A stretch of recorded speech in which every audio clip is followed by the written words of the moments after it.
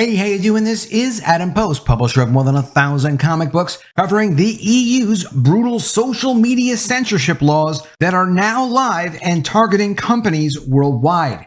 It's not just about the EU. Let's get into the story. Before we do, please be sure you are subscribed to the channel. Click the bell for notifications.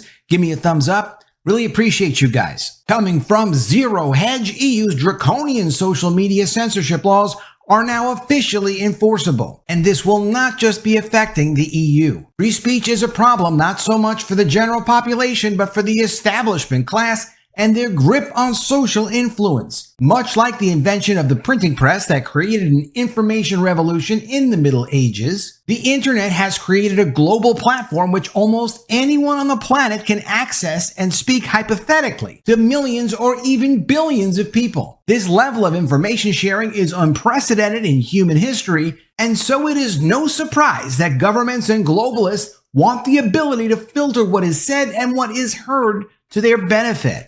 To this end, the EU Commission, using the COVID event as a convenient cover, heralded the passage of the Digital Services Act, the DSA, in early 2022. The DSA was presented as a tool for the EU to, quote, rein in the power of social media corporations, but in reality, its primary purpose is to give the EU legal precedents to force big tech companies to apply EU censorship standards to their platforms, even if they are not European-based businesses. In other words, the goal is to force the entire Western world to accept the European governance of online speech while ignoring national boundaries and constitutional protections. They do not care about anyone's constitutional protections, no matter what country you're in. Similar to China's Great Firewall, which is a really effective system for China. Yes, there are some workarounds for it, but if you're in China, it's very difficult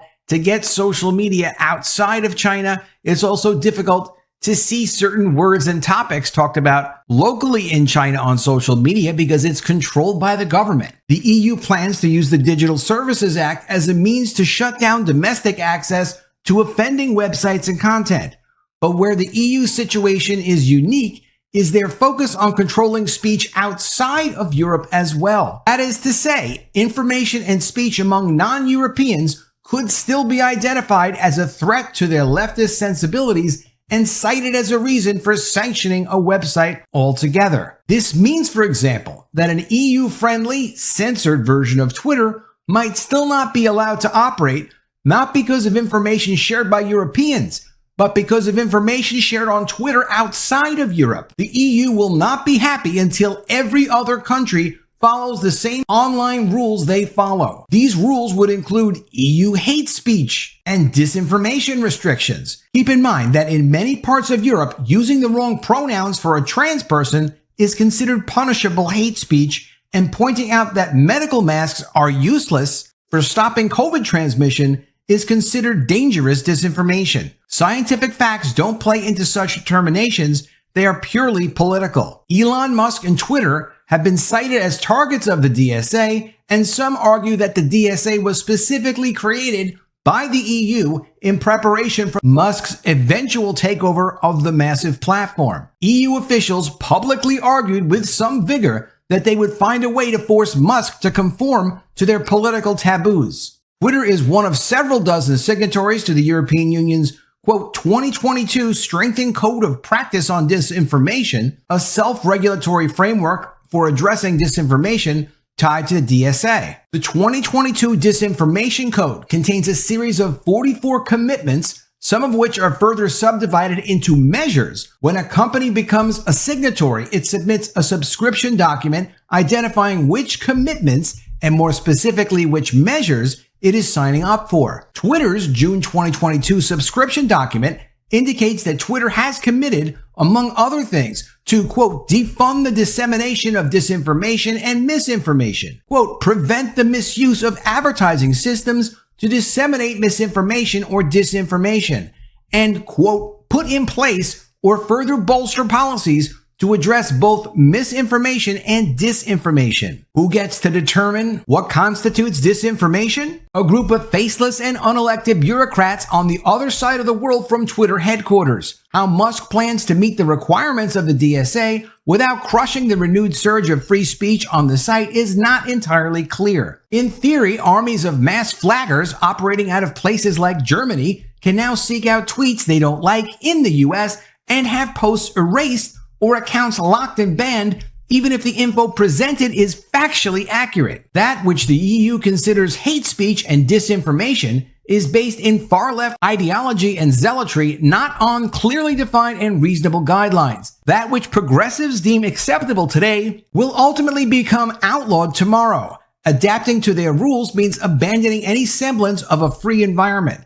There is no free speech in Europe. Thierry Breton, the current commissioner for internal market of the European Union and members of the World Economic Forum, tweeted out this week about his excitement for the official legal enforcement of the DSA, saying that it would make the internet safer for everyone. But what threat is the public being saved from? Hurt feelings? The notion that governments are stewards of speech is nonsensical because all governments naturally seek to restrict freedoms to the furthest extent to which the public will tolerate. Political elites are not protectors, they are predators, always looking for that next piece of freedom they can snatch away in their jaws. Another article on this from Euractiv, talking a little bit more in detail about the EU Services Act. Challenges remain as enforcement begins. So the enforcement's beginning on August 25th, which has already passed. So they will be in a position where they can send fines to people, social media companies, if they find things they don't like on their social media sites. The Digital Services Act, which came into force in November 2022, introduces legal changes involving detailed new requirements regarding content moderation, flagging illegal content, and regular risk assessments to protect users from online harms. In February, the act required online platforms to publish their number of active users. From these figures, the European Commission gave 19 platforms, those with over 45 million active monthly users, or 10% of the EU's population, the status of very large platforms, or VLOPs, or very large online search engines. The new legislation represents a legal U-turn for the first time, introducing fines. Fines can constitute up to 6% of the company's total worldwide annual revenue, stipulates the DSA. Further sanctions could also apply, including a ban from the EU single market. One fine of 6% of a company's total revenue is enough to nearly put the business out of business. It's absolutely ridiculously severe. Non-compliance may involve failing to counter illegal content online, failing to implement the possibility for users to challenge platforms' content moderation decisions, or failing to block advertisements targeted at teenagers. To address enforcement challenges, a European Commission spokesman told Euractiv that the Commission has been in regular contact with the 19 designated services and offered to conduct stress tests on a voluntary basis. In June and July, Internal Market Commissioner Thierry Breton's team conducted stress tests with social media platforms such as Twitter, TikTok, Snapchat, and Meta's Facebook and Instagram. There are still legal challenges, though. National authorities are still responsible for monitoring platforms whose headquarters are registered in their country. However, the European Commission is now empowered to monitor and sanction large social media sites and large search engines. Platforms also remain non-liable for the content they host, but they should now follow detailed new requirements regarding content moderation systems, handling of notification of illicit content, prohibition of dark patterns, and cooperation with law enforcement authorities. Censorship is still forbidden, but platforms now have the right to proactively set up moderation processes. In this sense, hybrid models of content moderation could become the norm, using automatic tools to proactively identify illegal content while giving the responsibility of the final decision to a human. The Digital Service Act's trusted flaggers are entities with proven expertise in flagging harmful or illegal content to platforms. The new regulation provides that the content flagging shall be prioritized by platforms when moderating content. The trusted flaggers are, quote, a great idea that created a lot of expectations, says Marias. Yet these entities, many of which are likely to be NGOs, non-governmental organizations, will have to acquire digital skills on top of their fundamental rights expertise in order to effectively flag illicit content to platforms, and will need financial backing to deliver their services. In the coming months, the Commission is expected to adopt a series of delegated acts pieces of secondary law designed to help implement a new law in order to shed more light on platforms' obligations and increase legal certainty to drive compliance plans. Legal uncertainty has already resulted in Zalando and Amazon filing complaints in front of the Court of Justice of the European Union, challenging the definition of their services as VLOPs. And of course, they're also going after smaller platforms. On February 24th, 2024, the Digital Service Act rules will apply to platforms whose monthly users are below the 45 million threshold. Therefore, Mariez advises platform companies to start implementing a compliance plan as they did with the General Data Protection Regulation. They have 6 months left. So this is going to be a massive crackdown on social media. It's definitely going to be affecting large companies, particularly ones in the European Union, but naturally they're going after all social media companies because they want to control speech. They want to make their moves and they don't want them to be questioned. Let me know what you think of all this in the comments below.